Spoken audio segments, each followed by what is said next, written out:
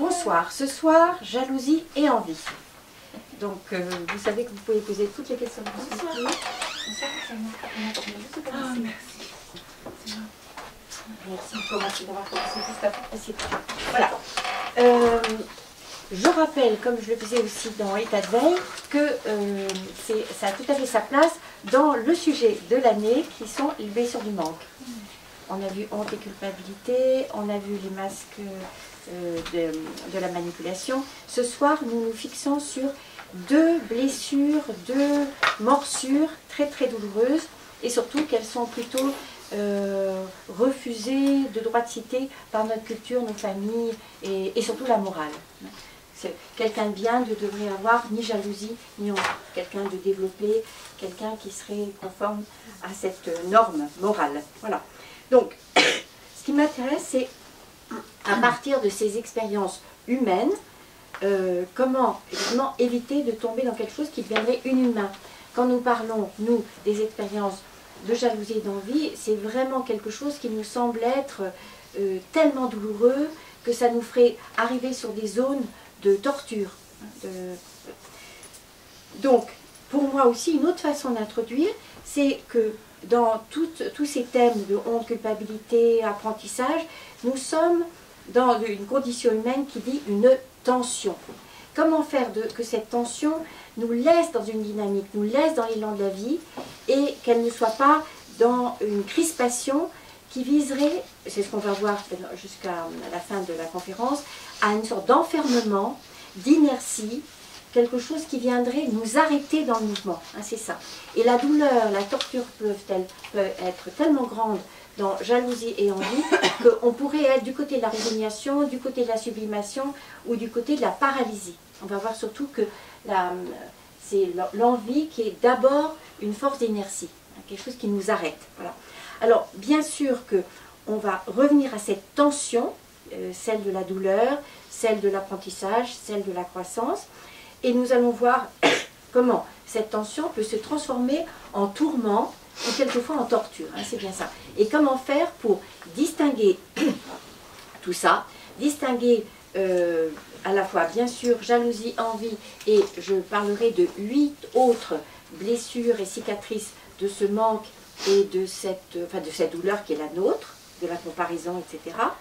Et voir comment, quels sont les risques de tomber dans ces ornières au lieu de faire de toutes ces expériences de vie des occasions d'émotion, d'expression de ces émotions, de croissance et de rencontre avec les autres. Alors vous voyez bien, là nous sommes dans la tentation de nous mettre de côté, hein, d'arrêter la relation. L'autre mot-clé que je pose tout de suite, c'est celui d'être soit dans une quête d'altérité, de générosité, de partage du monde, soit on va être dans ce mot-clé qui réapparaît beaucoup, dans des attentes, comme si le monde avait à me donner quelque chose, comme si les autres avaient effectivement des devoirs vis-à-vis de moi. Dans ces bleus à l'âme, je vois surtout pour ce qui concerne l'essentiel de la conférence, soit ce serait donc comment nous remettre, nous consoler de la perte originelle, dont la perte de cette toute première relation fusionnelle avec maman, et ensuite la deuxième, ça sera surtout avec la jalousie, et la deuxième douleur, la deuxième source de ce bleu à l'âme, ce serait celle du deuil, d'une justice qui serait là comme un besoin et non pas comme une direction. La justice, enfin, personne ne nous doit ça, hein, c'est quelque chose qui construit notre monde, et cette injustice originelle est quelque chose qui continue à nous tourmenter, et ça sera plutôt évidemment du côté des poisons de l'envie. Alors, le mot-clé, le mot à retenir aussi, chaque fois que je parle de ces deux blessures, c'est le mot désir, hein, c'est ce qu'on voyait tout à l'heure. Donc, si je fais mon triangle, il y a bien sûr... est-ce que tu peux faire un truc? Donc, le désir, ce serait vivre, c'est créer, alors que la jalousie, ce serait vivre, c'est perdre, et l'envie, ce serait vivre, c'est manquer. Hein, ce seraient les trois dynamiques. Comment est-ce que je vais me débrouiller avec tout ça? Comment je vais me débrouiller avec perdre et manquer pour être du côté de vivre, c'est créer. rencontrer, etc. Je vais y revenir bien sûr.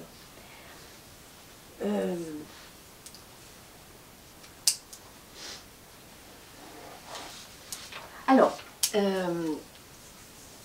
je vais dire quelques mots sur la jalousie, je vais dire quelques mots sur l'envie, je vais ensuite bien sûr prendre plus de temps pour les comparer, je vais les mettre en jeu comme ça pour les faire se rencontrer et jouer l'une avec l'autre de ces expériences. Et puis ensuite, je vais reparler donc du ressentiment, de la haine, pour bien arriver à distinguer toutes ces expériences douloureuses et comment, bien sûr, nous avons intérêt à ne pas les superposer, mais à savoir de quoi il s'agit et comment nous pouvons nous en débrouiller avec des caractères, bien sûr, différents. Alors, quand je parle de la jalousie d'abord, la jalousie, la définition que je voudrais vous donner, il y aura peu de choses. La jalousie, c'est la réaction émotionnelle à la perte ou à la peur de perdre quelque chose ou quelqu'un sur qui nous pensons avoir des droits. Et donc, là, le mot important, c'est droit, bien sûr, je vais y revenir. Donc, tous les mots comptent. Réaction, c'est quelque chose qui va être de l'ordre de l'expérience.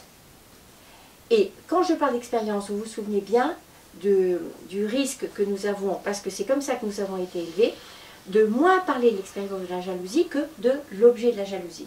Donc il y a trois choses. Il y a l'expérience de la jalousie, l'objet de la jalousie qui n'est pas très intéressant, puisque ça peut être interchangeable, et ensuite il y a le risque dont je parle depuis le début, qu'au lieu que ça reste une expérience, ça devienne un fonds de commerce, que ça devienne une façon d'accueillir le monde, une façon d'organiser nos relations, que je serai d'abord dans prendre les autres en otage pour leur donner un rôle, une fonction, une place dans mon histoire archaïque de jalousie, d'enfant. Toutes nos jalousies d'adultes trouvent bien sûr leurs racines dans des expériences vraiment très archaïques avec nos frères, nos sœurs, nos copains, nos cousins, selon la constellation familiale. Et donc, soit nous pouvons continuer à grandir et à traiter ces morsures-là, soit elles restent comme des empreintes en nous, et à ce moment-là, nous vivons un enfer, et les autres autour de nous aussi, parce que nous allons vouloir effectivement leur donner cette fonction, et nous allons créer une vie où la principale enquête à faire, c'est trouver des preuves plutôt, que les autres sont mauvais, que les autres nous trompent, que les autres nous font du mal, jusqu'au point, effectivement, d'une pathologie qu'on va appeler la parano. D'accord? Pour ça. La jalousie est quelque chose comme... Voilà. Donc il y a, j'aurai l'occasion d'y revenir, ce que l'on appelle le jaloux de service ou le jaloux d'office, qui va être vraiment arc-bouté sur vouloir prouver que les autres lui en veulent ou le trompent, et que sa vie va être davantage sur prouver qu'on le trompe plutôt que se donner les moyens de partager de l'amour et d'être aimé. Ça ne l'intéresse pas d'être aimé. Ce qui l'intéresse, c'est de montrer que les autres le trompent. Donc, le jaloux de service. Voilà, donc ça c'est la jalousie. J'ai quelques mots avant de comparaison. Donc, vous voyez bien que cette jalousie, elle est dans notre vie, potentiellement. C'est quelle place je lui donne? Est-ce que je lui donne du crédit? Est-ce que par moment, je peux avoir des doutes? Est-ce que je peux imaginer, évidemment, que quelqu'un me prive de l'amour qu'il m'a donné, ou de la reconnaissance, etc. Ou est-ce que je passe de croire à savoir qu'il y a cette raison de blessure? Et qu'est-ce que je vais mettre en place de l'ordre du contrôle? Est-ce que je vais checker? Est-ce que je vais vérifier? Est-ce que je vais regarder? Est-ce que je vais effectivement trouver des preuves tangibles pour aller du côté de cette justification à la torture que je me fais vivre et que je fais vivre aux autres? Donc, cette expérience de jalousie, elle n'est pas facultative, elle n'est pas optionnelle, elle n'est pas juste comme quelque chose comme ça. Elle fait partie de notre condition humaine. Il n'y a pas de maturité, il n'y a pas d'altérité, il n'y a pas d'expérience de l'autre comme autre, tant que je ne suis pas passée par cette épreuve, cette épreuve initiatique. Est-ce que vous l'entendez bien, ça? Donc, cette expérience, soit je peux la refouler, la sublimer, effectivement détourner les choses et pour éviter de la traverser, soit je peux l'accepter et à ce moment-là, elle s'accompagne évidemment d'émotions, de paroles, avec tout ce qui va avec, donc, et donc de croissance. Ce qui est intéressant, parce que je n'aurai pas l'occasion peut-être de le dire tout à l'heure, la jalousie suppose quelque chose de sectaire. La jalousie, c'est ce qui va être d'autant plus fort, c'est pour ça que je parlais de gémellité tout à l'heure, que la personne est proche. Si la personne est lointaine, je vais effectivement être complètement dans une autre dynamique et je vais pouvoir l'idéaliser, alors que la personne proche, je vais tout de suite sentir soit de la jalousie, soit de l'envie. Quand nous lisons des magazines, où nous parlons des rois, des reines, des présidents, etc., nous sommes dans une sorte de jouissance par procuration. Mais il n'y a pas de jalousie. Oui, ça n'existe pas parce qu'il y a quelque chose d'un autre étage. Donc c'est pour ça que je parle bien de sectaire, c'est-à-dire c'est sectorisé, j'aurais pu dire plutôt. Je ne suis jalouse et dans l'envie que des personnes avec lesquelles il y a suffisamment de points communs, de points de référence et de points de comparaison. Bien sûr, on va y revenir. Ce qui est important quand on parle de jalousie, c'est de se méfier du risque de ne pas accueillir cette expérience de jalousie sous prétexte que le foyer d'infection est peu de choses. Ça peut être banal, donc on parlait d'héritage, mais ça peut être complètement autre chose. Et nous avons forcément, dans nos souvenirs d'enfants, le souvenir de quelque chose, d'un détail avec notre frère, avec notre sœur, etc., qui a déclenché quelque chose de très profondément douloureux. Mais l'objet lui-même était sans intérêt. Moi, je me souviens que c'était encore, on n'était que 3. Mon père avait rapporté 4 buvards, et je devais avoir évidemment 4 ans et demi. Et je me souviens encore de la cruauté de voir que le 4e buvard ne me venait pas à moi, l'aîné, mais il avait été donné à mon petit frère. Comment ce buvard, je considérais que soit on devait le partager en 3, soit il devait me revenir à moi, évidemment. Donc, quand je disais la perte ou la peur de perdre, vous voyez bien que la crainte peut être un élément très important dans notre vie, être continuellement dans la, non pas dans savourer ce que j'ai, mais dans la peur de le perdre. Ça renvoie aussi au sapier, au financier. C'est être plutôt du côté d'anticiper la perte que du côté de savourer le plein. Ça me fait vraiment penser aussi à une très chère amie qui se fiance. Elle reçoit une immense bague très très belle et ils sont partis en camping, le couple de fiancés et la famille, et ils avaient trouvé le moyen, donc dans un endroit de plage, quand toute la famille allait se baigner, il y avait quelqu'un qui restait près de la voiture tellement on avait peur que quelqu'un vole cette bague. Voilà, bon, c'était juste, ça restait comme une histoire. Donc, ce que je veux juste rappeler, je ne vais pas m'attarder là, c'est la grande injustice, c'est ce que je disais aussi dans l'état de veille, de la mauvaise réputation des femmes jalouses, alors que pour les hommes, c'est même quelque chose d'un titre de gloire. Un homme jaloux, ça confirme sa virilité, sa puissance, les dettes qu'on aurait vis-à-vis de lui, alors qu'une femme jalouse, c'est tout de suite pleurnichard, ça geint, c'est même un peu vulgaire, quoi, dans les images que nous avons. Bon, parfaitement. Elle encombre, la femme jalouse, elle encombre. L'homme jaloux, il peut gonfler le torse. Voilà, ça c'était surtout l'essentiel que je voulais dire là-dessus. Donc, je reviens au tableau que vous trouverez aussi. C'était les quelques mots qui résument et qui disent effectivement ce qu'est cette expérience de jalousie. D'abord, elle peut faire des ravages. C'est ce que je dis depuis tout à l'heure, que si elle n'est pas traitée, si elle n'est pas canalisée, si elle n'est pas traversée, elle va être là comme une pieuvre ou comme du poison aussi pour handicaper toute notre vie. Donc les ravages de la jalousie, c'est ce que vous pouvez vivre peut-être, mais c'est ce que nous voyons facilement, pas seulement au théâtre de boulevard, qui serait un moins normal, mais nous pouvons voir effectivement des couples être du côté, là je n'ai pas mis le mot, du sabotage. Il y a quelque chose effectivement qui flirte avec ce que j'ai mis plus loin, une sorte de délire, et quelque chose qui devient, encore une fois, je me permets d'insister, organisateur de la relation. C'est quelque chose qui va être vraiment pourri petit à petit autour de cette racine-là, la jalousie. Donc j'ai bien mis ravage, j'ai bien mis mirage aussi, parce que nous voyons bien combien tout à coup cette idéalisation de l'autre peut être réactivé ou activé au moment de la peur de le perdre. Jusqu'à présent, c'était banal, mais au moment où je risque de le perdre, tout à coup, ça devient effectivement soit Zorro, soit un rouet de cœur, etc. J'ai mis bien sûr le mot rage, parce que c'est toujours associé à de la colère, pas que de la colère, parce que là, je vais revenir surtout tout à l'heure où je ferai une comparaison des émotions sur la peur, mais cette peur, elle est bien sûr peur de perdre, mais elle est bien sûr associée à la colère d'avoir perdu ou d'anticiper quelque chose. Donc cette rage, vous vous souvenez de la distinction à faire entre rage et colère? La rage, c'est de la colère avec l'impuissance. Avec de l'impuissance. Hein. Donc là, on est vraiment dans cette expérience d'enfant qui voit qu'il perd quelque chose et qui ne voit pas quelles sont ses ressources pour être dans une guerre, un combat, et pour être dans une rivalité où il pourrait anticiper qu'il puisse être vainqueur. Voilà. Et bien sûr, c'est là que j'attire votre attention sur cette rage, elle peut basculer dans une autre dynamique qui est la violence.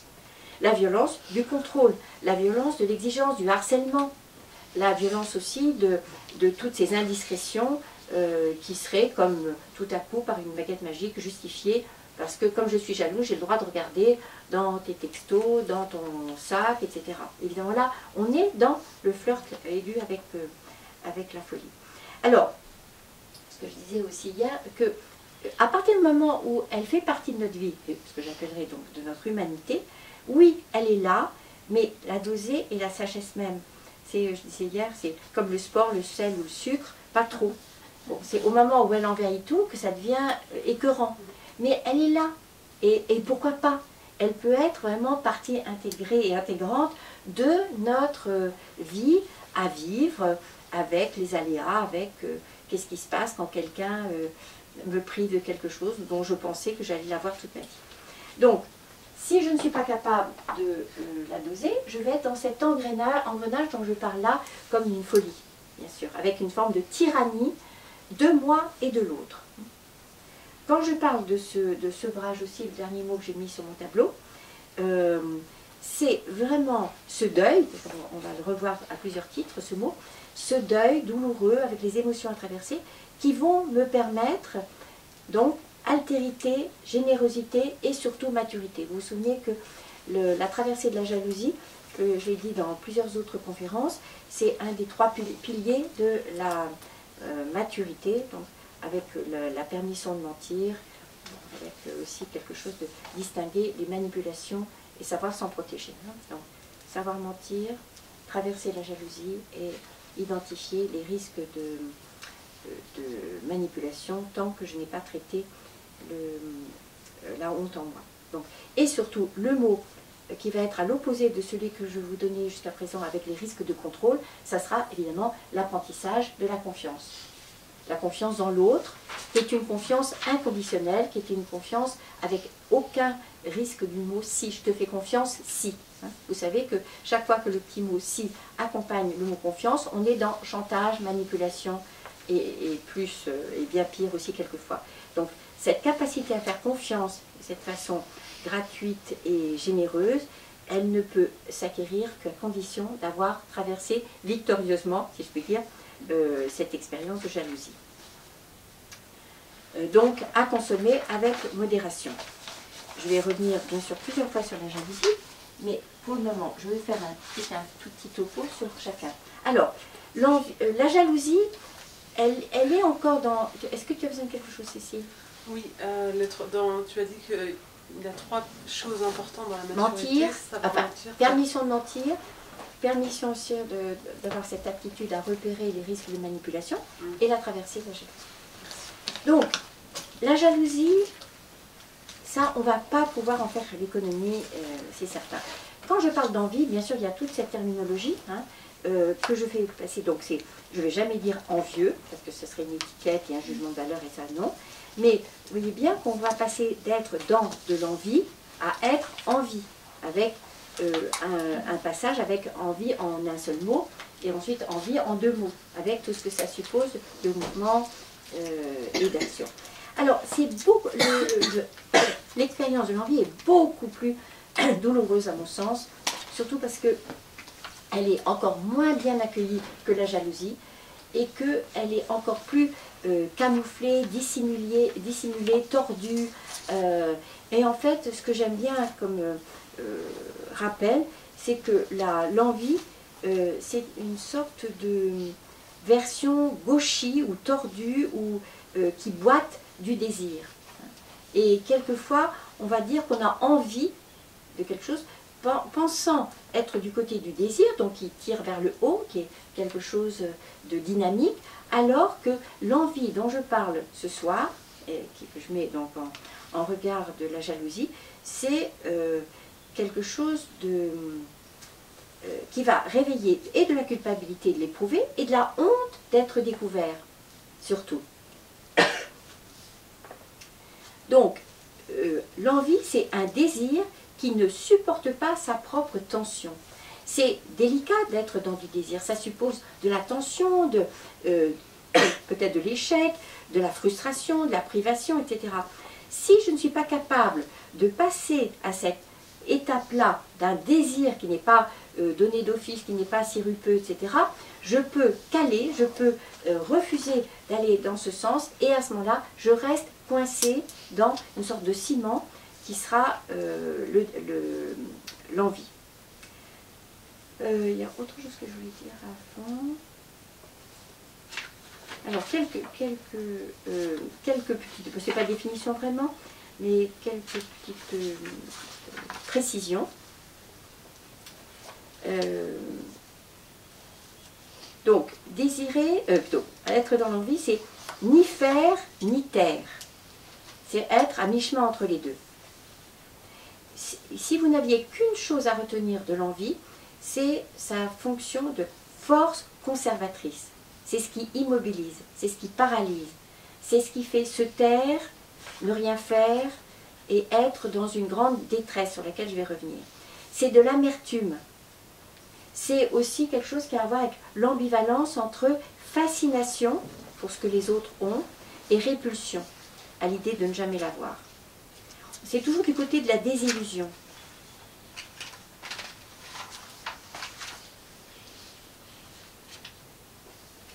Donc, ce que je dis à propos de l'envie, c'est toujours un mécanisme de défense qui échoue, toujours. Un mécanisme de défense qui échoue. Soit à annuler les effets d'une comparaison défavorable, l'autre est ou l'autre a quelque chose que je n'ai jamais eu et que je n'aurai jamais. Et donc, cette envie va vouloir gommer tout ça. Et une autre fonction de l'envie, c'est de démontrer que c'est injuste. Mais toujours en vain. Et démontrer que c'est injuste, ça sera non pas en traversant encore une fois ce désir pas satisfait, mais ça sera en disqualifiant l'autre, en se moquant, en ironisant.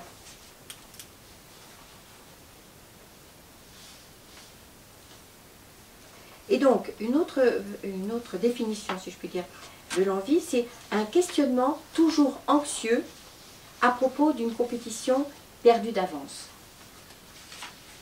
Est-ce que vous voyez la cruauté de l'enjeu, là? C'est perdu d'avance, mais je continue à être dans cette anxiété. Qu'est-ce qui fait que ce n'est pas moi, que c'est jamais moi qui ai pu vivre ça, avoir ça, rencontrer telle personne?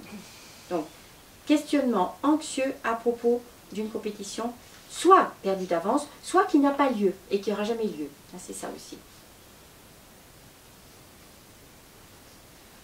Alors, comme je le disais pour la jalousie, ça marche d'autant mieux qu'il y a cette proximité.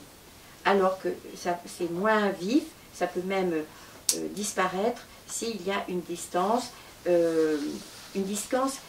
qui peut être les ritualisations, les rituels, le sacré, la guerre et surtout l'appartenance. Si je suis dans l'appartenance, il y a quelque chose qui va se réduire aussi.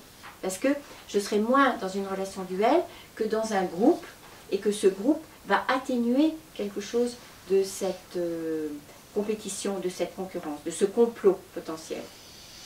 Un mot à mettre aussi du côté de l'envie, c'est celui de la dénégation. Je peux être dans le déni, mais dénégation, c'est prétendre le contraire. Mais non, ça, voilà, même pas mal en gros, même pas mal, même pas peur.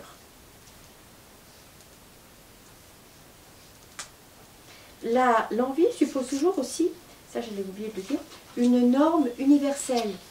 C'est comme si on croyait encore que ça devrait être pareil pour tout le monde, que tout le monde devrait recevoir la même chose. Donc c'est le déni des injustices, des inégalités, des handicaps, des grandes injustices de la vie. On reviendrait à quelque chose d'idéalisé qui serait cette norme universelle. Mais l'envie suppose toujours aussi l'apparition de l'empathie, bien sûr. Mais je vais développer ça tout à l'heure.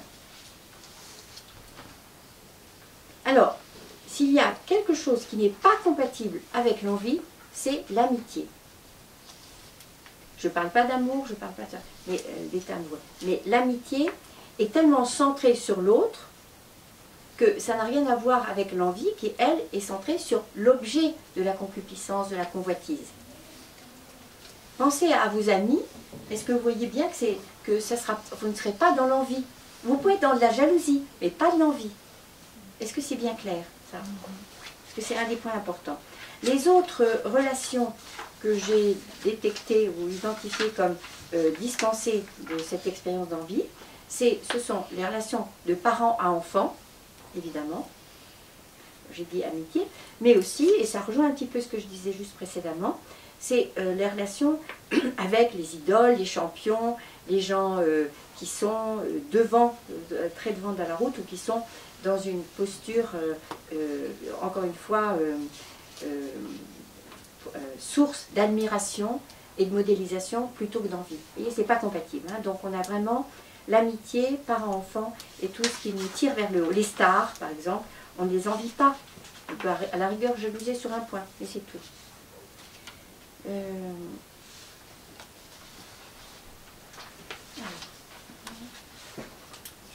Pourquoi tu dis qu'on ne les envie pas? C'est pas clair pour moi. Pense à ta propre histoire. S'il y a quelqu'un vraiment de tout à fait idéalisé, tu n'es pas dans l'envie. Il n'y a pas quelque chose que tu vas retrouver de ce côté bloqué, de ce côté désillusionné. Tu n'as pas eu l'illusion. Il n'y a pas de désillusion là. Il n'y a pas d'amertume. Tu peux être dans la jalousie. Mais attends encore un petit peu, parce que je vais revenir à la distinction entre les deux. Et là, tu me poses aussi la question de peut-être certains parents vers leurs enfants. Oui, bien sûr, mais enfin dans ce que nous pourrons nous souhaiter, bien sûr, bien sûr. Mais là, il y aurait déjà quelque chose qui a d'ailleurs flirté avec la non-distinction entre les générations, hein, qui pourrait être une sorte de rivalité, comme s'il y avait identification du parent à l'enfant ou de l'enfant à ses parents. Je reviens à mes 4 poisons, là. Je pars, donc toujours bien sûr le mot injustice pour commencer, comme quelque chose qui devrait être. Donc distinguez bien la justice, l'impuissance, l'insatisfaction qu'on retrouve comme le racket majeur, et puis donc le mot comparaison défavorable, dont on peut faire soit quelque chose qui va nous atterrer, nous laisser à terre, soit dont nous pouvons faire grâce au deuil des rivalités, de l'émulation, de l'ambition et donc un partage. Mais ça j'y reviens encore tout à l'heure. D'ailleurs, je vais commencer par ce tableau avant de faire mes 2 colonnes. Donc là, dans ce tableau, ça m'importait surtout de partir bien sûr du manque, parce que c'est notre sujet, et d'arriver au désir, parce que c'est aussi notre sujet.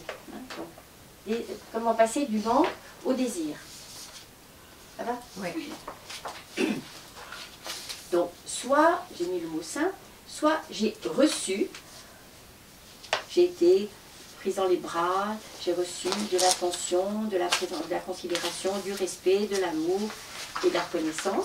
Soit j'ai reçu, et dans ce cas, il y a 2 options. Soit je fais le deuil de ce que j'ai reçu pour être du côté de ce qui va manquer et désirer, et donc dans ce cas, pendant cette période de deuil, je vais être dans l'impuissance. Je vais sentir quelque chose que je n'ai plus. Soit je ne fais pas le deuil, et dans ce cas, je suis dans l'expérience de jalousie, avec les autres mots que j'ai mis, la rage, le ravage, etc. Et bien sûr que ce mot noir, là, c'est toute la zone de souffrance, une souffrance qui est générée par la difficulté à faire des deuils. Donc, j'ai eu, je fais le deuil, je ne fais pas le deuil, etc. Ici, donc, complètement une autre dynamique que l'on voit, d'ailleurs, quand on travaille sur attachement, séparation. Je n'ai pas eu. Je n'ai pas reçu ce que j'appelle ici le sein, c'est-à-dire cette première nourriture, qui n'a pas à voir uniquement avec le lait, mais quelque chose qui me fasse me sentir exister. Pas combler du tout, mais exister. Là, même chose, soit je fais le deuil de ne pas avoir reçu, alors tout à l'heure c'était d'avoir reçu, donc je suis du côté donc, de l'acceptation que je n'ai pas reçu et que ce que je n'ai pas reçu à ce moment-là, je ne le recevrai jamais, avec toutes les émotions, j'aurais pu mettre un S à émotion, enfin, l'émotion qui accompagne ce deuil, et ce que nous voyons beaucoup évidemment en lieu thérapeutique. Dans ce cas, je trouve ça injuste que d'autres aient reçu et moi pas. Et si je ne fais pas le deuil, je suis du côté de l'envie, avec privation, comparaison bien sûr, dévalorisation, disqualification. Je suis bien sûr du côté de la souffrance, et à ce moment-là, au lieu de passer comme ça du côté du désir, je vais rester dans quelque chose qui se bloque. D'où ce que je disais sur cette force d'inertie, quelque chose qui tourne, quelque chose qui ne s'envole pas. Alors bien sûr là, si j'ai reçu, ça sera plus facile pour moi du côté de cette éros, donc quelque chose qui est la dynamique, l'élan et le désir de créativité, alors que là, je n'ai pas reçu, et je peux faire le deuil, cette injustice, elle va me mettre du côté d'agapé, hein, c'est l'amour oblatif, c'est ce que l'on voit notamment dans les situations de résilience, ces personnes qui n'ont pas reçu et qui vont savoir transformer pour pouvoir donner ce qu'elles n'ont pas reçu, alors que habituellement on dit je ne peux donner que ce que j'ai reçu. La résilience, c'est cette capacité à avoir fait un deuil, cette acceptation de ce trou dans l'âme qui permet quand même d'être du côté d'agapé. Mais ça ne sera pas la même énergie que Eros, bien sûr. Est-ce que ça va pour ce tableau? Est-ce que vous voyez que pour moi, ça a été vraiment la grande découverte que je faisais, que j'ai pu résumer ici, que vous trouvez aussi sur la feuille que vous avez prise tout à l'heure, c'est l'importance, comme tu le disais tout à l'heure, Brigitte, du deuil pour sortir de cette zone de souffrance, de disqualification et surtout d'inertie. Alors, je vais reprendre ce que je considère être majeur dans cette distinction encore à faire, indépendamment de mon joli tableau. Donc, 2 colonnes, à gauche vous avez jalousie, à droite envie. Et je vais donner les quelques mots qui me semblaient significatifs et représentatifs de ce sur quoi j'insiste. La douleur de la jalousie, elle me met en mouvement. Je réfléchis, je pense, je prévois même quelquefois une vengeance ou je prévois un combat qui va me permettre de sortir gagnante de cette rivalité. Je vais devenir plus inventive, plus créative. Pensez toujours que la jalousie, c'est forcément donc une expérience quand je suis haute comme 3 pommes. Donc je m'aperçois que j'éprouve de la jalousie. Et quand je dis à maman que je suis jalouse, n'oubliez pas, c'est à 3. Maman imagine que c'est mon frère qui m'apporte. C'est pas mon frère qui m'apporte, c'est elle qui regarde mon frère qui ne me regarde pas. C'est ça qui est important. C'est pour ça que c'est toujours à 3. Et qu'on se trompe. Mon frère, il est pour rien là-dedans. Hein, il est juste il remplit un rôle peu important. Donc, ça me met en mouvement. Ça me met dans une dynamique qui va faire que je vais sentir que l'autre est autre. Que j'ai aussi intérêt à prendre en compte ce qui se passe pour les autres. Vous voyez, c'est une étape de croissance et d'évolution. Alors que l'envie, ça sera donc une expérience à 2. Là, je regarde quelqu'un qui mange ses tartines de confiture et moi, je n'ai même pas des biscottes sans sel. Et il y a vraiment quelque chose là d'une comparaison qui est cruelle pour moi. Mais il n'y a pas de troisième. Ce serait exceptionnel et ce n'est pas intéressant. Et cette douleur-là, est-ce que vous l'entendez bien comme quelque chose qui me colle, là, qui me scotche? Je ne suis plus du tout dans quelque chose à élaborer, à initier, à créer.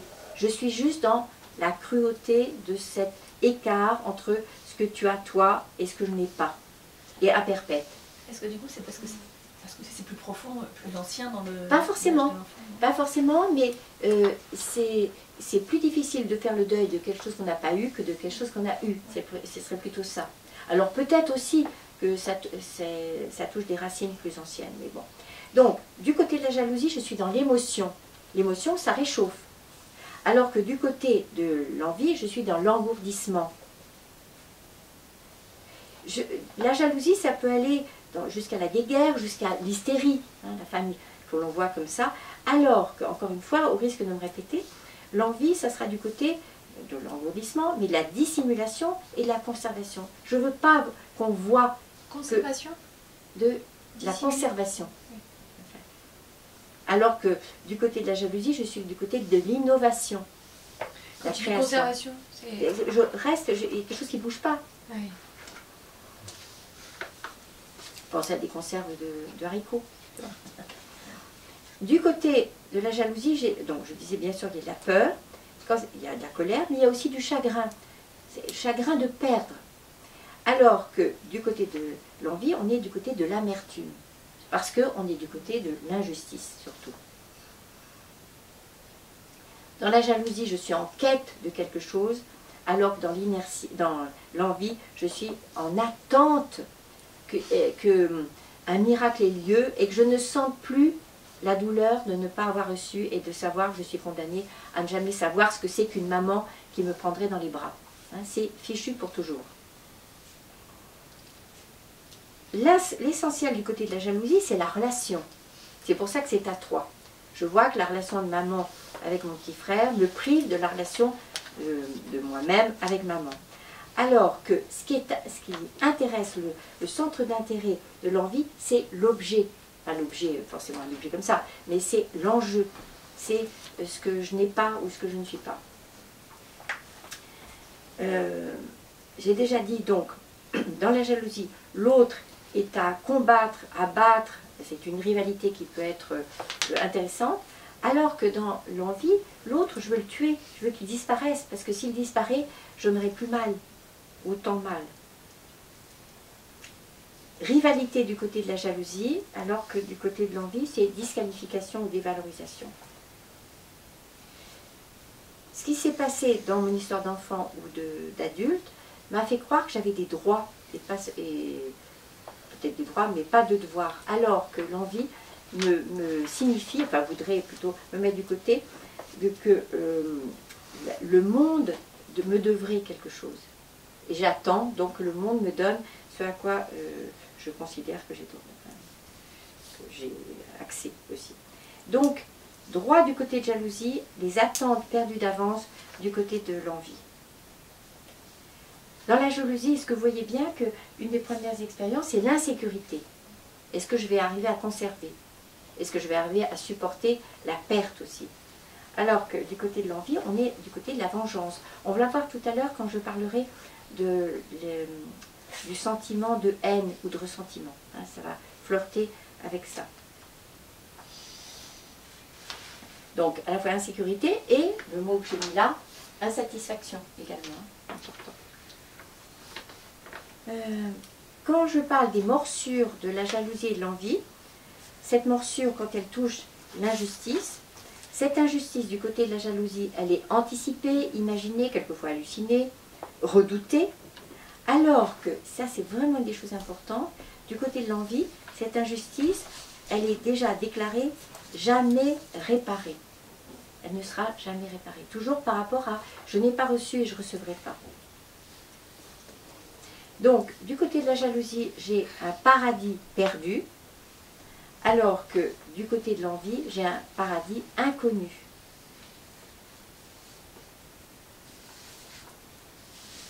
Du côté de la jalousie, ce que je veux conquérir, c'est l'exclusivité.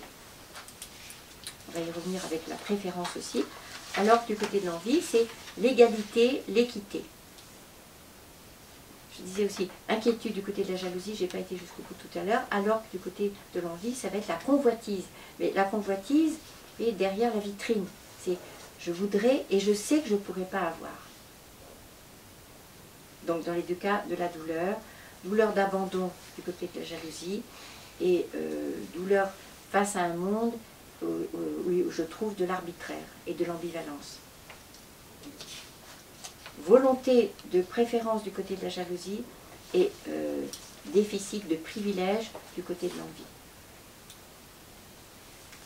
Donc le mot que j'ai déjà dit là, et je vais revenir, du côté de la jalousie, j'ai ne plus, hein, ce n'est plus pour moi, alors que du côté de l'envie, c'est jamais. Je vais le reprendre tout à l'heure. Et c'est là que je reviens à aussi mon tableau là, que le deuil à faire, c'est cette perte archaïque, très ancienne, peut-être prématurée, peut-être qu'elle est arrivée trop tôt, cette toute première séparation, cette privation, alors que le mot qui va être un mot-clé pour l'envie, ce serait celui de la comparaison défavorable. C'est pas juste. Les autres ont et moi je n'ai pas. Hein, j'ai le droit. Jalousie, donc j'ai le droit, j'ai des droits, le monde, l'envie, le monde me doit quelque chose. Qu'est-ce qui te manque, Brigitte? Alors, bah, tout ça, vous le retrouvez aussi dans le texte, bien sûr.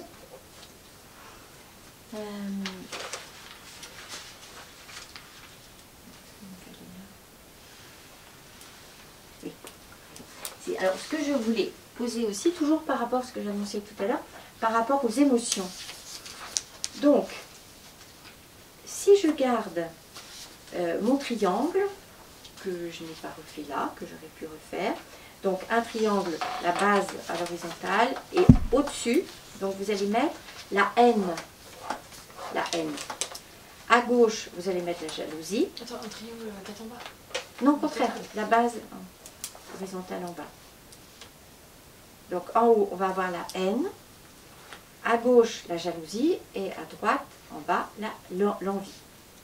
Ce qui est important, pour moi c'est très arbitraire aussi, que cette haine, c'est celle qui va être mitoyenne avec la première émotion qui est la colère. Bien sûr que la haine, c'est ce qui va se passer quand je n'ai pas su ni identifier, ni ressentir, ni exprimer de la colère. Faute d'exprimer de la colère, il y a quelque chose qui va se sécréter sous forme de haine. Vous êtes d'accord là-dessus, hein? C'est clair pour tout le monde? Oui. Et dans ce cas, dans la haine, je vais mettre un petit mot-clé qui va être celui de vouloir punir. Bien sûr, ça fait référence à la conférence du mois d'octobre. Hein, privation, punition, frustration. Et si je suis en colère, je n'ai pas l'intention de priver l'autre. J'ai l'intention de retrouver ma puissance en exprimant ce qui se passe pour moi. Alors que si je ne passe pas cette frontière-là, de l'expression de ma colère, je vais être dans quelque chose d'une hostilité, d'une posture, où je vais confondre la personne avec mon émotion. Et donc je vais vouloir la punir et la priver de quelque chose qui me manque. Du côté de la jalousie, je disais tout à l'heure que l'émotion première, c'est la peur, puisque c'est peur de perdre, peur d'avoir déjà perdu. Et que l'autre, c'est pas la punition qui va être ici importante, c'est encore une fois un mot-clé qui est celui de vouloir être préféré. Nous avons tous eu besoin, un jour ou l'autre, dans notre histoire, d'avoir vécu ce que c'est d'être préféré. Après, nous pourrons supporter de moins l'être dans la vie. Mais le talent des parents, c'est de permettre aux enfants, finalement, de se sentir chacun préféré, avec des choses différentes. Mais au moins pendant une année que le bébé, alors là aussi c'est une difficulté supplémentaire quand il y a des jumeaux ou des jumelles, mais il y a quelque chose de la maison qui s'organise autour de ce bébé-là. Donc il est préféré aux autres projets de vacances ou que sais-je. Alors que l'envie, du côté de l'envie, on va avoir l'émotion chagrin avec, encore une fois, tout ce qui tourne autour du mot privilège.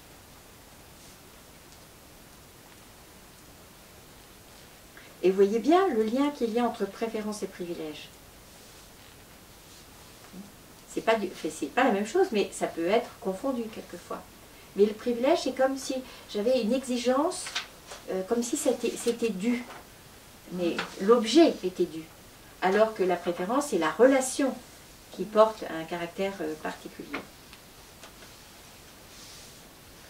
Donc, encore une fois, du côté de la haine, je vais être dans violence, vengeance, rancœur, ressentiment, sur lesquels je vais revenir tout à l'heure, avec aussi la place pour des jugements, pour identifier la personne à ce que je ressens, des projections, mais le mot-clé, ce serait sans doute vengeance encore. Du côté de la jalousie, c'est donc le côté, on va vouloir, le mot-clé c'est contrôle, contrôler pour récupérer, contrôler pour trouver de la sécurité et contrôler pour garder la préférence. Du côté, je reviens donc au côté du chagrin, de l'envie, avec encore une fois le mot insatisfaction à souligner, et que cette envie, cette insatisfaction, nous pourrions vouloir l'apaiser grâce à des privilèges. Vous voyez bien tout ce qui se passe dans le social avec les privilèges. Et que c'est une des choses les plus difficiles, évidemment, à abandonner. On sait bien, sur des quantités de sujets, un privilège, nous considérons qu'il a eu cette fonction d'apaisement, de baume, et qu'il n'est pas question d'y renoncer.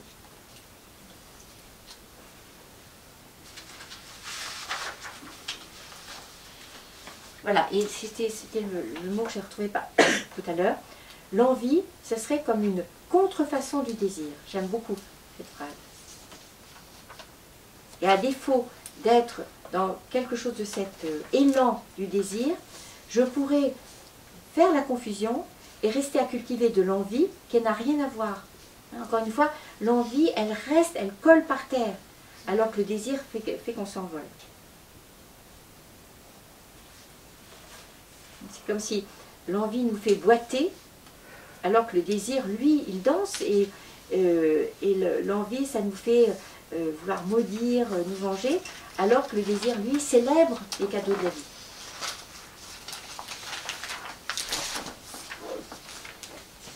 Bon, je redis bien, parce que je ne suis pas sûre tout à l'heure d'avoir vu autant d'acquiescement sur vos jolis fronts, hein, pour les rivaux qui sont acceptables, pour les personnes qui sont accessibles, on va être comme les voisins, les frères, les cousins, on va être du côté de la rivalité avec une possible envie, alors que quand les gens sont plus lointains et inaccessibles, on va être du côté de l'admiration. C'est plus clair pour toi que tout à l'heure, je te voyais un peu calé là-dessus. Oui. Alors, je vais passer donc à ce que j'évoquais des autres blessures, des autres cicatrices du manque. Alors, le principal, parce qu'on a déjà parlé de la blessure d'injustice, là, je vais parler d'un petit peu autre chose, c'est le sentiment d'injustice. Oui, quelque chose qui est plus installé. Hein, l'émotion, c'est quelque chose de fugace, de ponctuel, alors que le sentiment d'injustice peut être aussi quelque chose d'un terreau pour notre histoire. C'est toujours par rapport à un tort subi que nul ne pourra réparer. Hein, c'est ce que nous pourrons trouver. Quelle injustice ai-je vécue? Et est-ce que je me dis que rien ne pourra jamais remplacer, réparer cette injustice que j'ai vécue? C'est pour ça qu'on retrouve des choses très très anciennes. Donc c'est là que ça implique cette norme universelle, que nous devrions tous être protégés par cette justice. Ça suppose aussi, donc je disais tout à l'heure, de l'empathie, mais aussi la capacité à se mettre à la place des autres. C'est la grande histoire, c'est que je suis capable effectivement d'être dans une identification, dans un partage, où est-ce que je peux imaginer, avec les neurones miroirs bien sûr, on parle dans le 3e livre, est-ce que je peux être dans cette expérience de ce que l'autre éprouve, soit de l'impuissance, de l'injustice, de la cruauté, et bien sûr d'autres choses, des situations de deuil. C'est ce qui se passe bien sûr avec les gens qui sont nos voisins et qui ont une vie très différente. Qu'est-ce qui se passe pour les SDF? Qu'est-ce qui se passe pour toutes ces personnes? Est-ce que nous avons effectivement cette capacité, à partir du sentiment d'injustice, d'être dans un minimum d'empathie? Ce qui est important pour le sentiment d'injustice, c'est ce que je vais vous dire maintenant. J'ai 8 mots pour bien dire ce que ce n'est pas. Ce n'est pas la nostalgie, par exemple. Oui, la nostalgie, c'est une autre expérience, qui est plutôt entre moi et moi d'ailleurs, qui n'est pas dans la relation, forcément. Ce n'est pas non plus l'amertume, que je voyais plutôt associée à l'envie, chose qui n'est pas du côté du désir. Ce n'est pas non plus la récrimination.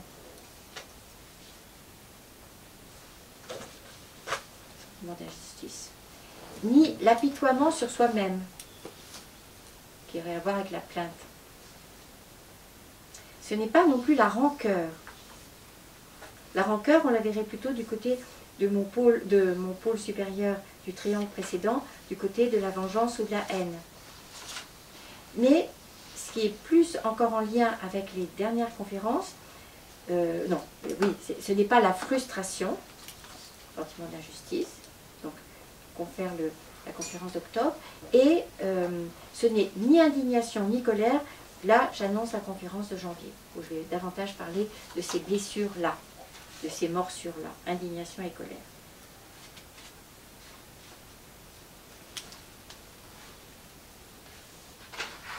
Alors, ça c'était donc pour le sentiment d'injustice. C'est un sentiment qui est très nourri chez les enfants de 3-4 ans, et dans ces classes de grande maternelle ou même un peu plus tard, 5 ans aussi. Les enfants sont très prompts à dire leur malaise de ce qui s'est passé d'injuste dans l'école ou dans la famille aussi. C'est une valeur très importante vers 3, 4 ans, 5 ans. Après, ça peut se stopper, il y aura d'autres choses qui vont se passer, mais c'est important de le dire. Alors, le ressentiment, maintenant. On va voir du côté, encore une fois, de la pointe supérieure de mon triangle. Pour qu'il y ait ressentiment, il faut qu'il y ait 3 éléments. Et je vais peut-être d'abord dire que c'est ce qu'on pourrait voir à la fois dans les traces indélébiles de tout ce qui était colonisation et décolonisation, mais dans un autre registre, c'est tout ce qu'on peut voir se passer quand quelqu'un sort de prison. Cette espèce de grande violence maintenue. C'est qu'est-ce qui se passe après avoir vécu donc, les expériences terribles d'emprisonnement. Et je pense bien sûr au témoignage de vos jours et du livre qu'il a sorti là, que je n'ai pas eu le temps de lire, je l'ai prêté avant, c'est 500 pages. Voilà. Donc le ressentiment, qui est très bien développé d'ailleurs par Nietzsche, notamment dans Zarathustra, c'est d'une part, c'est une envie exaspérée par l'humiliation. Ça c'est un élément clé. Cette même envie a macéré dans beaucoup d'expériences d'injustice. Et ensuite, ce brouet-là a été métamorphosé, si je peux dire, ou transformé, presque métabolisé, en soif de vengeance. Vraiment, c'est ce qu'on voit dans les pays qui ont été si maltraités. C'est ce que l'on voit chez les gens qui ont soit vécu dans les prisons, mais aussi ces enfants qui ont été tellement maltraités, mais avec les 3 éléments. Et ça donne le ressentiment. Donc ça donne un état de haine ou de rancœur, un désir de vengeance quasiment chronique, on n'entend plus raison, et surtout, je ne l'ai pas encore dit, comme une sorte de fond d'écran, un état mental permanent. Et la vie est structurée autour de cette compulsion, évidemment, à se venger. Et ça, c'est toute la littérature d'Alice Miller. Si j'ai subi beaucoup d'humiliation, mon premier mouvement, c'est de me décharger de cette violence en humiliant quelqu'un d'autre, bien sûr. Donc, c'est là qu'on va avoir du radical, du fanatique, avec quelque chose qui va toucher aussi une idéologie, qui va être un support. Donc, très spécifique. Et donc, là encore, je reviens au risque de confondre ce ressentiment avec de l'ambition. Vous voyez bien que ça n'a rien à voir. L'ambition peut être ensuite bien sûr marquée par du ressentiment, mais l'ambition à l'origine n'a pas à voir avec cette dérive, même si nous avons quelquefois peur du mot ambition parce que ça aurait déjà été connoté dans notre culture. Ça n'a pas à voir avec la légitimité. Sortir du ressentiment, c'est justement la reconquête de la légitimité. Et bien sûr, les 2 mots qui ont été brûlés par ce ressentiment, par l'expérience, c'est la confiance et bien sûr le sentiment de liberté.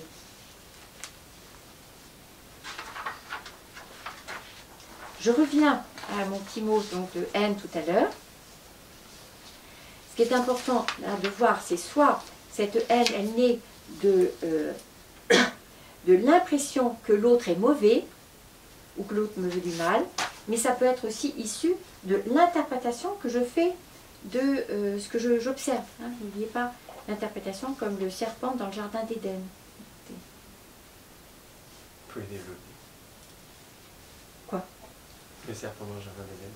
Ah, non, juste, tu réécris et tu soulignes, c'est toute interprétation est déjà quelque chose qui me prive du paradis, de quelque chose, c'est-à-dire le serpent dans le jardin d'Éden, c'est le début de tous les mots. Mais l'interprétation, c'est le début aussi de tous les mots dans notre vie.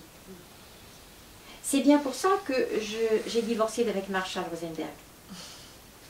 Parce que lui dit que nos émotions viennent de nos pensées, et que moi, je continue à souligner, non, mes émotions viennent de mes interprétations. Donc, lui a été dans ce sens, mais il ne l'a pas libellé de la même façon. Mes émotions ne viennent pas de mes pensées, sûrement pas. Ce serait plus simple d'une certaine façon. Ce qui est plus délicat, c'est que ça vient de mes interprétations, c'est-à-dire de tout mon fonds de commerce, de tout ce que j'ai avec le concept de scénario, de cadre de référence. Chaque fois que je vis une expérience, c'est tout mon cadre de référence qui se trouve bousculé, quelquefois intrusé, quelquefois éclaté, et c'est à partir de ces interprétations, à partir de mon cadre de référence, que je ressens une émotion. Et encore une fois, je reviens à ce que je disais, soit cette émotion va trouver le canal de l'expression de l'émotion, et tant mieux pour moi, parce que ça va générer de l'énergie et de la vitalité, soit je n'ai pas encore pu créer ces canaux, où j'ai manqué de modèle, où j'ai manqué de permission, et à ce moment-là, je vais aller vers l'expression de la vengeance, ou de la haine, de la compulsion de répétition, ou de la volonté de faire payer aux autres ce que j'ai moi-même vécu, avec le fameux triangle dramatique. Alors là, ce sur quoi je vais insister à propos de la haine, c'est... j'avais trouvé quelque chose qui était mieux, j'ai oublié. J'ai de la haine contre quelqu'un que je considère, contre l'autre que je vois mauvais, méchant, pas bien disposé vis-à-vis de moi, manquant de générosité. Je peux avoir de la haine. J'ai de l'envie, au sens où je dis ici, hein, j'ai l'envie contre l'autre qui a de la chance, ou que je considère être meilleur que moi. Mais c'est surtout le mot chance qui intervient. Et j'éprouve de la jalousie contre des rivaux, hein, qui sont donc proches, contre les nouveaux, ou contre ceux dont j'imagine, à tort ou à raison, dans l'interprétation que j'en fais, justement que l'eau, qu'ils sont préférés. Et qu'il n'y aurait pas de place pour moi. Je ne reparle pas donc de la colère, j'aurai l'occasion d'en reparler donc, en janvier. Donc, les deux mots que j'avais repris là, c'est la compétition, encore une fois, la rencontre dans un domaine de conquête du monde avec d'autres personnes qui sont dans la rivalité, etc. Oui, ça peut bien sûr être l'occasion de ce que l'on voit, vous savez, je le dis à peu près toutes les conférences, dans les films animaliers, et ce qu'on voit dans les groupes aussi, où il est question de montrer, de prouver à l'autre sa force, sa capacité d'être dans l'instinct et sa capacité d'être créatif. Là, on est du côté de co-construire quelque chose d'une rivalité fraternelle. Elle peut bien sûr se déglinguer dans quelque chose qui ne serait pas une émulation positive, mais une ambition destructrice. Où à ce moment-là, il n'est pas question de montrer ma puissance, mais de faire que celle de l'autre diminue, ou de tuer quelque chose chez l'autre. Admiration, bon, je n'ai pas grand-chose à rajouter. Admiration, puisque c'est du côté du désir. Il n'y a pas de construction sans admiration. Ce qu'on voyait hier aussi dans le groupe, c'était l'admiration, c'est ce qui nous fait lever les yeux vers. C'est regarder, effectivement, comme une modélisation possible. Là. S'il le peut, pourquoi est-ce que je ne le ferai pas? D'où, effectivement, l'intérêt pour moi de lire des biographies. Comment est-ce que les autres se sont débrouillés? Comment est-ce qu'ils ont fait?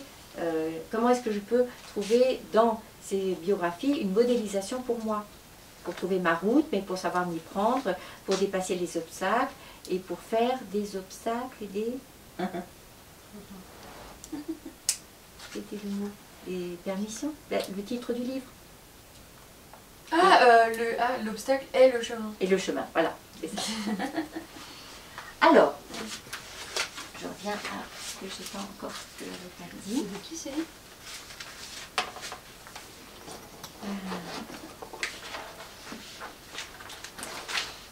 Oui, D'ailleurs, dans ce livre, je peux le dire, Annie? Oui, bien sûr. Il y a vraiment un passage sur est-ce que cela dépend de vous, et vraiment tout ce qui est dit dedans, je trouve que c'est tout ce que toi tu dis. Oui, la responsabilité. Exactement. Et là, c'est le monde ne me doit rien. Je suis responsable. Voilà. Et donc c'est à à moi, effectivement. Oui. Exact. Et là, vraiment, j'ai l'impression d'entendre. Je trouve que c'est une des choses dont on parlait l'autre jour à propos de quelqu'un, non, c'était aussi avec une autre personne, le grand corps malade. Oui. C'est quelqu'un qui signifie la façon dont il a dépassé quelque chose de la tentation de rester dans le handicap. Enfin, et c'est pour ça que j'aime beaucoup entendre la façon dont toutes ces personnes qui ont eu des accidents ou des traumatismes ont trouvé en elles des ressources propres à ça. Qu'est-ce que je peux changer? Donc, les comparaisons peuvent être défavorables ou au contraire vivifiantes. Les compétitions peuvent être fraternelles ou mortelles. Les modèles peuvent être évidemment quelque chose qui nous tire vers le haut ou bien qui vont nous laisser dans, de toute façon, moi, c'est jamais pour moi. Le mot que je déteste, un des mots que je déteste le plus au monde, il me semble que je l'ai dit tout à l'heure, mais je ne suis pas sûre, au risque, je prends le risque de le répéter, c'est le mot mérite. Là, on voit tout ce qui se passe dans la culture supposée américaine, où on joue beaucoup, où il est question effectivement d'être dans une autre distribution des cartes, mais quand même avec l'idée que tout se mérite et que c'est à nous, évidemment, de gagner les bons points, etc. Avec la dérive, évidemment, il y a quelque chose de complètement, à un moment délirant. Mais c'est quand même de voir le rôle, la fonction des jeux de société, par exemple, comme nous jouons à n'importe quoi, mais ce qui est devenu comme une autre forme de communication. Alors, ça a d'abord existé pour le sport, qui était comme une sorte d'ascenseur social, mais vous voyez, toutes les autres, alors bien sûr les études, mais d'autres moyens à notre disposition pour trouver quelque chose grâce au mérite. Mais c'est un mot que je déteste, parce qu'il est du côté de faire des efforts, parce qu'il est un risque de m'identifier à ce que je fais, à ce que je gagne, à ce que je dis, et que je le vois souvent donc source de pollution. Donc j'ai parlé d'émulation, etc. Ce que j'ai pas suffisamment dit, bon, j'ai dit qu'il y avait bien sûr quelque chose qui avait à voir avec la terminologie, notamment avec envie, envie, envie, avec les héritages que nous avons eus, comment est-ce qu'on parlait dans la famille du mérite, de la jalousie, est-ce que c'était un vilain péché, est-ce que c'était quelque chose qu'on n'avait même pas le droit de supposer. Mais surtout, nous avons, quelle que soit notre appartenance culturelle, familiale ou religieuse, nous avons tellement été dans des réflexes d'être confis en morale. Hein, et que tant que nous mettons de la morale sur ces concepts, il y a quelque chose qui ne peut pas être vivifié. C'est ni bien ni pas bien. Ce sont des expériences à vivre. Est-ce que vous voyez que vraiment, mettons la morale de côté. Ça te va? Ni bien ni pas bien. Oui, un mot que je n'ai pas dit aussi, c'est le risque dans l'envie, bien sûr, d'être dans de la passivité agressive, hein, qui va du côté, effectivement, de la rétention, de c'est pas pour moi, etc. Au lieu d'être dans la confrontation, la rencontre, même si elle est du côté du conflit. Tout le travail que nous faisons à propos de ces concepts-là, des blessures du manque, c'est pas uniquement pour ensuite acheter des boîtes de Kleenex et se désespérer dans son oreiller en rentrant, c'est être du côté d'une parole vivifiante et pas d'une parole répétée et ventriloque. C'est pour être du côté du conflit, c'est-à-dire la rencontre avec quelque chose qui se passe dans le désordre, au lieu de rester effectivement à regarder des séries tout le temps, c'est d'être du côté de l'élan vital. Hein, il y a bien sûr les trois. Donc de l'énergie, une énergie dans la vie affective, dans la vie sociale, dans la vie politique, dans la vie tout court aussi. Donc j'ai bien redit que dans le tout premier triangle, je mettais bien sûr jalousie, envie, avec non pas la haine, ça c'était du côté des émotions, mais ce vers quoi nous tendons, à savoir donc créer, innover, rencontrer et générer quelque chose d'autre. Alors, il y a une chose que j'ai perdue dans mes feuilles, mais je vais retrouver.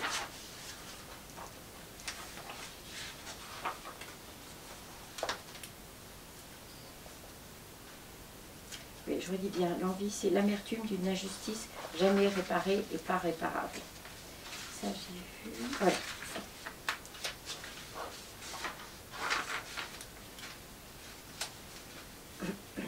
Voilà, c'était une façon de dire ce que je viens de rappeler, c'est que du fait de la morale ou du fait de notre peur, des émotions, de notre tentation d'être plutôt dans des manipulations, nous avons finalement, nous nous sommes retrouvés jeunes adultes et même quelquefois adolescents avec des semelles de plomb, hein, des choses qui nous tiraient vers le bas, vers la régression, la dépression, la peur de notre ombre, la confusion entre colère et violence, entre conflit et bras de fer, etc.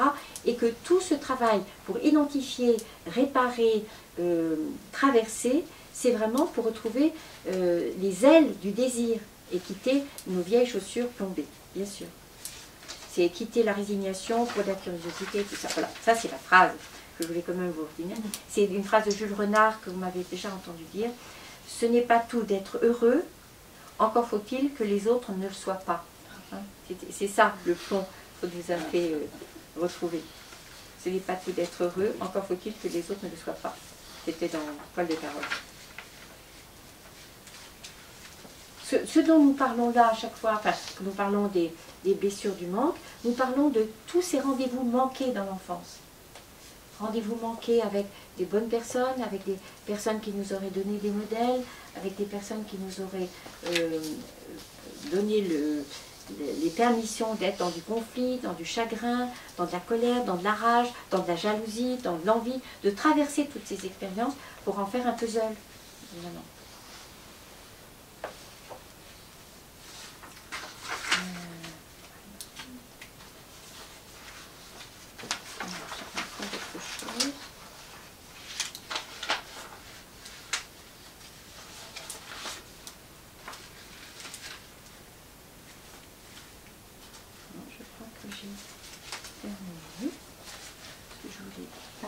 Avec vous le plus important. Voilà. Merci pour votre attention et merci de dire chacun un mot pour dire ce que vous avez retenu qui vous a parlé dans cette conférence.